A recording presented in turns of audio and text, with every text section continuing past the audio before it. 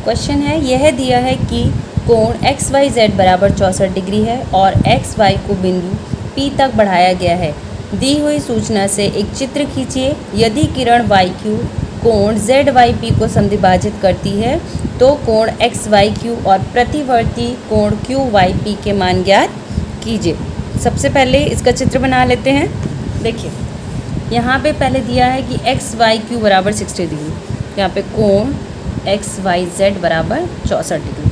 तो आप इस तरह से पहले चित्र बना लीजिए। ये हो गया एक्स वाई और जेड, ये हो गया आपका 64 डिग्री। उसके बाद में दिया है वाई एक्स वाई को बिंदु P तक बढ़ाया गया, यानी ये जो एक्स वाई वाली लाइन है इसे आगे बढ़ाया गया है और इस पॉइंट को क्या नाम दिया है P। फिर बोला है यदि किरण वाई क्यू कोण जेड वाई क्यू P को समद्विभाजित करती है, यानी यहाँ से एक किरण बना दे कोई वाई क्यू, ये वाई क्यू किरण हो गई जो जेड वाई पी को समद्विभाजित करती है, यानी जो कोण का मान इतना है वही इस वाले कोण का मान भी होगा। समद्विभाजित मतलब बराबर बराबर भागना, भागों में बांटना, तो जितना मान ये होगा उतना ही ये होगा। ये वाला पॉइंट हटा के यहाँ कर दिया है वाई, क्लियर दिखाई देगा। फिर पूछा है एक्स वाई क्यू और प्रतिवर्ती क्यू वाई पी के मान ज्ञात कीजिए। तो X Y Q, X Y Q पहले इसका मान ज्ञात करना है यहाँ से यहाँ तक, और प्रतिवर्ती ज्ञात करना है यानी विपरीत क्यू वाई पी।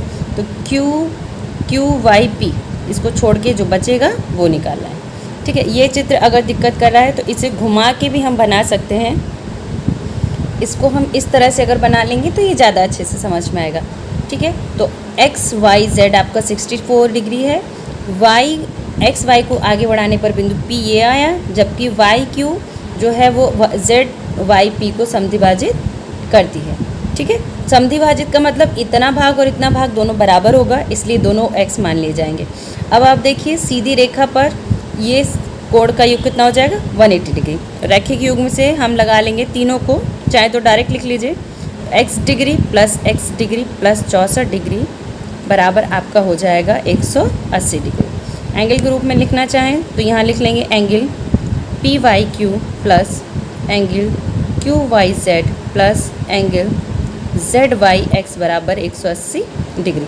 तीनों का मान रखेंगे, ये हो जाएगा। अब हो जाएगा 2x डिग्री प्लस 64 बराबर 180 डिग्री। यहाँ से 2x बराबर हो जाएगा 180 degree minus 64 degree. 2x degree बराबर बचेगा यहाँ पे, ये बचे 116 डिग्री। अब यहाँ से x डिग्री हो जाएगा 116 डिग्री बटे 2। तो x बराबर जब आप इसे भाग करेंगे आपका आएगा 2 पंजे 10, 2 अट्ठे 16, 58 डिग्री। यानी ये वाला जो कोण हो गया वो 58 डिग्री का हो गया और ये वाला कोण भी आपका 58 डिग्री का हो जाएगा। उसके बाद अब हमें जो पूछा है, यहाँ हमसे मान पूछा गया है कोण एक्स वाई क्यू का। तो यहाँ से एंगल एक्स वाई क्यू यहाँ से लेके यहाँ तक पूरा है, यानी ये पूरे कोण का मान निकालना पड़ेगा।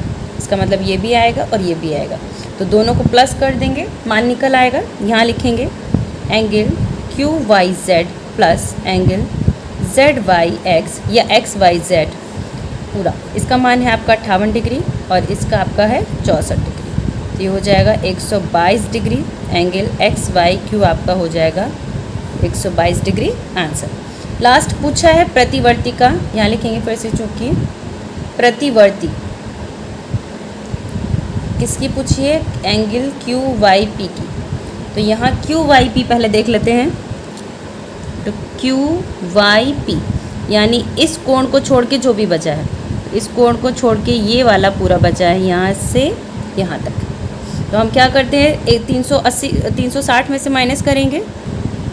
इतना हम क्यों निकालेंगे, क्योंकि प्रतिवर्ती क्यू वाई पी का पूछा गया है। प्रतिवर्ती यानी विपरीत, इस मान को छोड़ के यानी इस कोण के मान को छोड़ के जो पूरा बचा हुआ है वो निकालेंगे।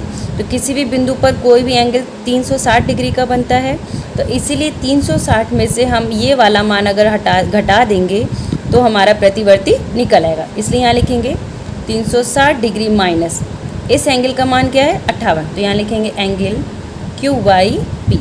ये हो जाएगा 360 डिग्री माइनस का 58 डिग्री। तो 10 में से 8 के 2 बचेगा, यहाँ 0 और यहाँ 3। 302 डिग्री जो है वो आपका प्रतिवर्ती QYP का मान आ जाएगा। ये आंसर हो जाएगा।